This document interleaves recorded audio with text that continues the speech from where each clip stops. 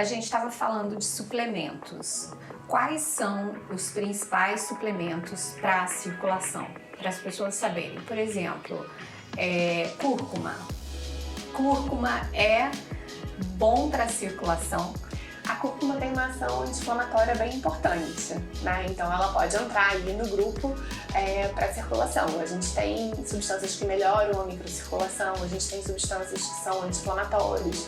A gente tem, por exemplo, além dos flavonoides, da cúrcuma, a gente tem alguns extratos vegetais, castanha da Índia, centelha asiática, partes desses extratos vegetais, o asiaticoside. Então a gente tem algumas substâncias que a gente sabe que são protetoras vasculares. Silício também é uma substância que eu sou apaixonada, o resveratrol, que é um polifenol. E você já tem essas associações prontas na farmácia ou vocês seguem sempre a prescrição? Sempre a prescrição, a gente tem sugestões, justamente porque, assim, às vezes a gente vai formular, né, o prescritor olha todos os ativos disponíveis e vai pensar numa formulação. Existe uma troca que é importante entre os profissionais, o médico e o farmacêutico, para que aquela ideia maravilhosa de terapêutica ela consiga ficar num tamanho de cápsula ideal, numa combinação que o paciente vai ter um custo-benefício do tratamento, porque muitas vezes o tratamento, como eu falei, ele não é só pontual, ele é a longo prazo, então a gente consegue também, junto com o prescritor, adequar adesão, adequar tratamento com o custo, com a viabilidade desse tratamento a médio e longo prazo, com a manutenção. Então por isso que a gente faz essa orientação das formulações. Eu acho muito interessante isso que você falou da manipulação, dessa individualização de pessoa para pessoa. E a gente trata aqui lipedema e varizes, então a gente consegue associar em uma única manipulação tanto medicamentos para circulação quanto medicamentos que vão ser anti-inflamatórios, que já vão ajudar também ali no lipedema. E isso vai mudando de pessoa para pessoa, porque a sua queixa vai ser diferente da queixa da Bruna. Então eu consigo adaptar formulações diferentes. Eu acho que essa é a grande vantagem que eu vejo hoje assim, na manipulação. E essa conversa, né, entre o farmacêutico, o médico, para achar o melhor, tanto custo-benefício para o paciente ter adesão àquele tratamento, né, quanto a vantagem de trazer um resultado também para aquele paciente com aquilo. E dentro do que você falou, né? Se vai conseguir colocar tudo em uma única formulação ou não, acho que isso é uma grande dúvida. Ter uma quantidade assim, ideal, máxima que a gente possa colocar em uma única formulação?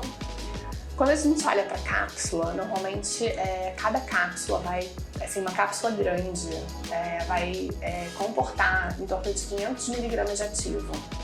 Então, se você prescreve uma quantidade maior do que 500 mg, é aquela famosa dobra da farmácia de manipulação, que os pacientes recebem uma dose igual a 2 cápsulas, uma dose igual a... frustração dos pacientes. Isso, uma cápsula viraram 3. Isso, é uma dose, na verdade, né? 2 cápsulas. Isso é algo que às vezes gera uma dúvida, gera uma preocupação do paciente.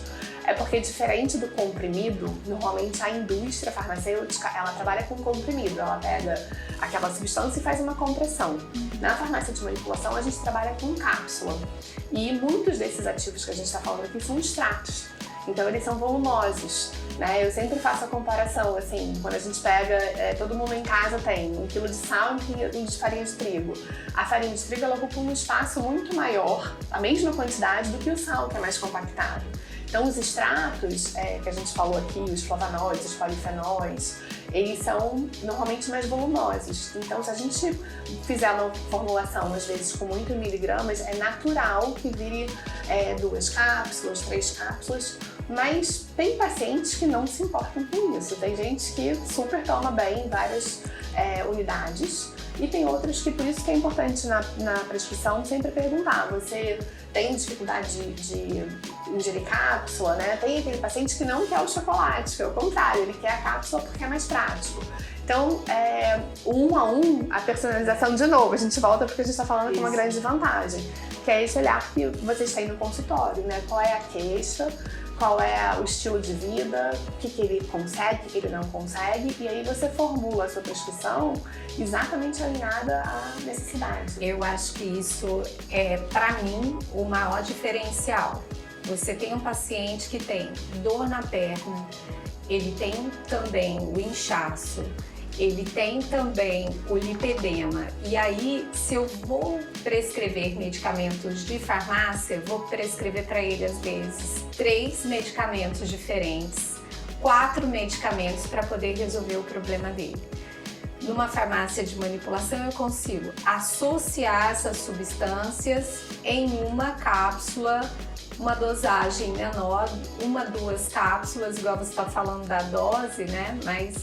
E ele vai ter, eu vou ter com o meu paciente uma maior adesão ao tratamento e vou conseguir tratar ele, todos os problemas que ele tem, de uma forma personalizada e com menos medicamentos comprados na farmácia. Então eu acho que esse é um grande diferencial do medicamento manipulado. E outra coisa, vocês testam, né, todos esses medicamentos, por exemplo, de farmácia, quando a gente passa vários, você não tem como garantir ali se não teve nenhuma interação. Mas quando você faz a manipulação, para você unir todos esses, você tem que testar se teve interação entre as medicações para você poder colocar todos juntos, né? Às vezes eu também precisa entrar em contato com o prescritor. Isso já aconteceu, exato. Para ajustar alguma questão terapêutica, às vezes da farmacotécnica mesmo da farmácia. Tem um outro ponto que eu sou, assim, que aí é um pilar muito forte, assim, até do meu projeto profissional, que eu também gosto muito de compartilhar com os médicos, que é a questão da suplementação. Assim, quando a gente fala de medicação, a gente está usando por um momento específico da vida,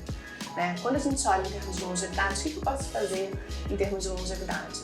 A gente já tem que pensar que ingredientes eu quero ter junto. Eu vou botar um flavonoide, eu comecei falando, o flavonoide é natural, né? E o melhor é comer a fruta. Da mesma forma que a gente tem que se preocupar com essa procedência da fruta, com a procedência da verdura, a gente também tem que se preocupar com o que a gente está ingerindo. Qual a fruta que tem flavonoide? Tem várias. Assim, tem várias frutas. O limão, tem o flavonoide, as frutas vermelhas. Então tem inúmeras. Né? Mas a gente precisa se preocupar, não adianta eu pensar, eu estou ingerindo um flavonoide e está cheio de substâncias controversas ali, né? Cheio de conservantes. E isso a gente olhando para a suplementação, a longo prazo, eu tenho um projeto que chama Você Livre, que é justamente a gente olhar para a suplementação diminuindo os ingredientes controversos. Então, por exemplo, na manipulação a gente consegue tirar de uma cápsula o glúten, a gente consegue tirar a lactose, a gente consegue tirar o corante, né? Quando a gente faz o flavorizante na goma, o nosso flavorizante é natural. Então ele não tem, todos os nossos produtos são livres de açúcar. Então, e a gente procura trabalhar com os adoçantes naturais, como a dalmatina, por exemplo, né? O eritritol. Então tem alguns adoçantes, a gente não trabalha com aspartame, com ciclamato, com acesulfame, com os adoçantes sintéticos. Então você tem uma segurança maior de escolher. Claro que você tem que saber aonde você está manipulando, mas você pode ter esse benefício também, né? Você usar a longo prazo. Deixa eu perguntar isso agora. O que você vê é muito importante quando você está lidando com uma farmácia, né? Você conseguir fazer um controle muito rigoroso do material que você está usando. Tem algum controle de qualidade? Como é que é isso? A dificuldade que a farmácia pode ter, às vezes, né, com outras que tem no mercado que podem não ser tão rigorosas nesse controle, como é que funciona isso?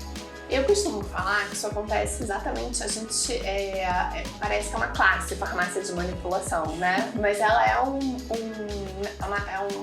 business da área de saúde, como outro business. Então eu falo, da mesma forma que a gente escolhe que restaurante a gente vai almoçar e a gente sabe que se a gente escolher o mais simples, não necessariamente a qualidade é ruim, mas às vezes a gente tem um restaurante que é mais simples e a qualidade é pior.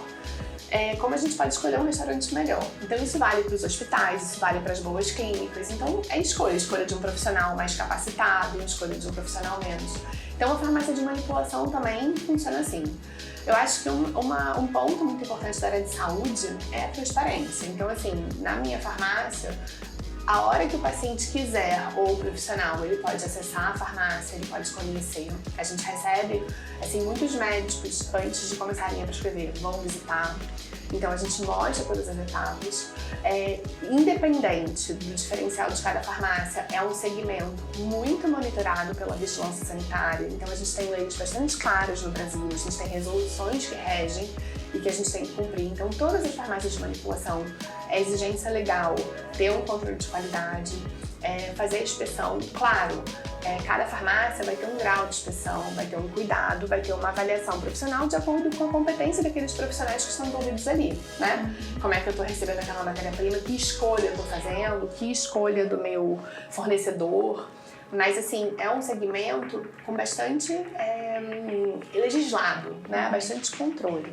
Então, de uma forma geral, é um segmento seguro, mas claro que existem escolhas também que são individuais de cada negócio. Então, por exemplo, na fórmula, a gente tem pesagem monitorada de tudo. Então, assim, você entra com uma ficha para manipular o ativo e a gente bota o código de barra, só libera, balança exatamente a quantidade que tem que ser pesada de cada matéria-prima, onde a gente passa cada código de barra para a gente tentar ter a menor interferência do ser humano possível, né? Assim, a gente ter a dupla checagem. Então, tem o humano que está ali capacitado, tem o nosso funcionário que a gente treina, né? Que tem atenção, que são pessoas experientes, mas a gente tem uma dupla checagem com a tecnologia. Então, isso, por exemplo, não é algo que seja obrigação legal. Isso é um diferencial da farmácia. Legal.